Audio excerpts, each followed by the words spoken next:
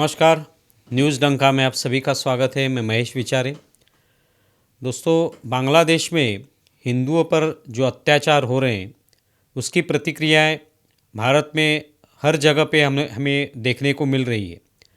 केंद्र सरकार भी इसके बारे में चिंतित है और बार बार उन्होंने वहाँ की जो अंतरिम सरकार है मोहम्मद यूनुस की, उनसे बात की है कि वहाँ पे हिंदुओं पर अत्याचार नहीं होने चाहिए। लेकिन अब तक अगर राजनीति की बात करें तो भारत में अभी भी जो इंडी अघाड़ी यानी विपक्ष के जो सदस्य हैं वो उतनी बड़ी संख्या में केंद्र सरकार के साथ नहीं है या बांग्लादेश के हिंदुओं के साथ नहीं है। वो कभी भी इसके बारे में बात करते हुए नज़र नहीं आते। अभी भी जो संसद में अधिवेशन शुरू है उस सत्र में भी उनके पास अदानी का मुद्दा है, लेकिन वहाँ पे बांग्लादेश के हिंदुओं के बारे में कोई बात करता हुआ नज़र नहीं आता है।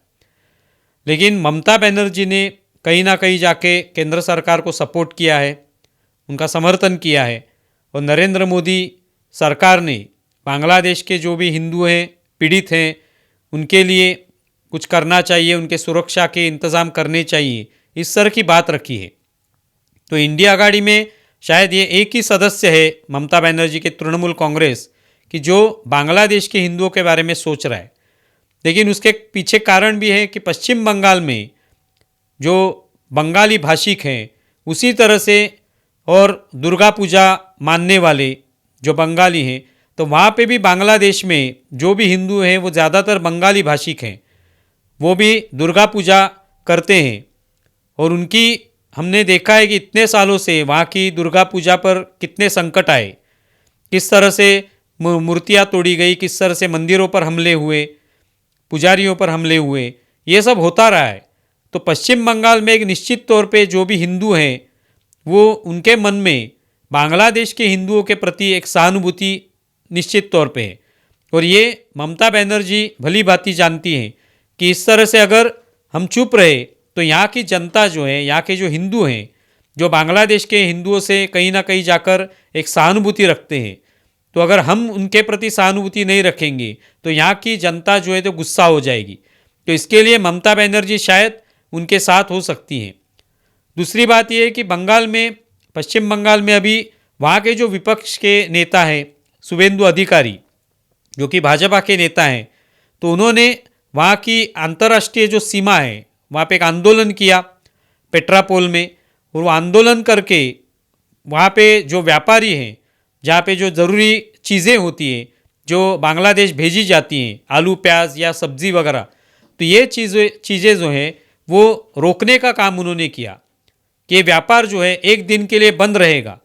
अगर वहाँ के हिंदुओं पर अत्याचार होते रहें, वो अगर रुके नहीं, उनकी सुरक्षा के इंतज़ाम अगर बांग्लादेश की सरकार ने नहीं किए, तो यहाँ से ये व्यापार जो है ये नहीं होगा, ये सब चीज़ें वहाँ पे नहीं भेजी जाएंगी। अभी फ़िलहाल एक दिन के लिए हमने बंद किया है। अगर इसी तरह से हिंदुओं पर अत्याचार होंगे तो हम आने वाले समय में 5 दिनों के लिए व्यापार बंद कर देंगे और फिर आपको आलू प्याज के दाम पता चलेंगे। इस तरह से शुभेंदु अधिकारी जो है उन्होंने बात कही है। तो एक तरीके से पश्चिम बंगाल से पूरी तरह से सपोर्ट बांग्लादेश के हिंदुओं के लिए मिल रहा है।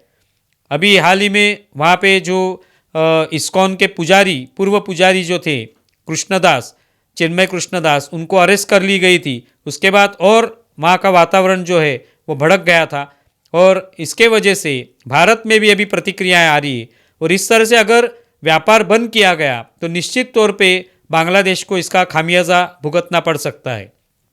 तो इस तरह से आवाज़ें भारत से भी आ रही हैं।